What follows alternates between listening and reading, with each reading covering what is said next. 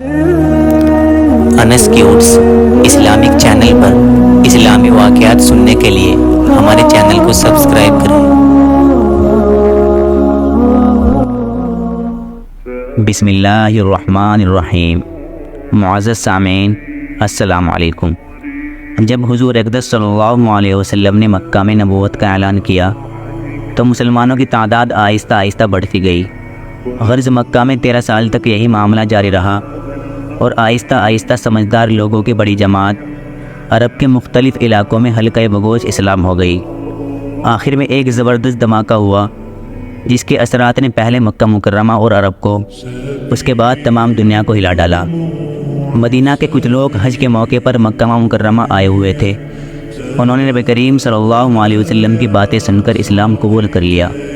یہ اسلام کی ایک زبردست فتح ہوئی جس کے نتیجے میں اہل مدینہ کی اکثریت داخل اسلام ہو گئی اور آخر کار مدینہ اسلام کا مرکز بن گیا۔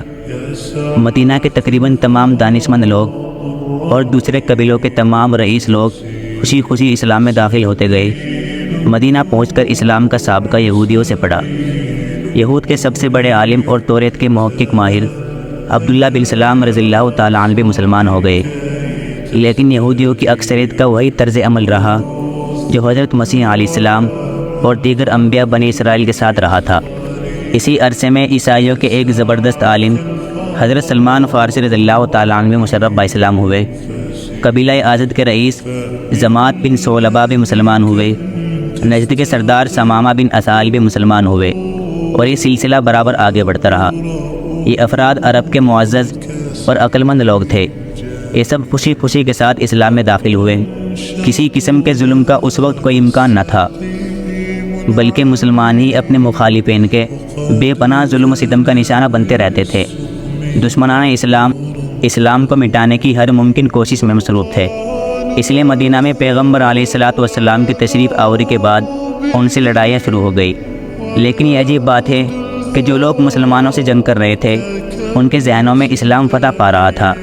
چنانچہ عرب کے مشہور کمانڈر اور کبھی نہ ہارنے والے سپہ سالار حضرت خالد بن ولید رضی اللہ تعالیٰ عنہ، جنہوں نے جنگ احد میں مشرکین کی شکست کو فتح سے بدل دیا تھا اور مسلمانوں کو بڑی چوٹ پہنچائی تھی، ان کے ذہن میں بھی اسلامی نظریات کی فوجی جاگ اٹھی۔ اور اسی حالت میں جبکہ وہ مشرکین کی طرف سے لڑ رہے تھے، ان کے ذہن کے گوشوں میں اسلامی نظریات کی فاتحانہ پیش قدمی جاری تھی جو بالآخر مکمل ہو گئی، جس کے نتیجے میں وہ خود بخود مدینہ کے لیے چل پڑے۔ راستے میں عرب کے ممتاز ترین دانشمند اور مدبر حضرت عمرو بن عاص رضی اللہ تعالیٰ عنہ وغیرہ ملے اور مدینہ پہنچ کر مکہ کے جگر کے ٹکڑے اسلام کے تابناک نگینے بن گئے۔ اس سے بھی زیادہ عجیب یہ بات ہوئی، جیسا کہ گزر چکا ہے، پیغمبر علیہ الصلوۃ والسلام نے کیسر روم کو دعوت اسلام کے لیے خط روانہ فرمایا۔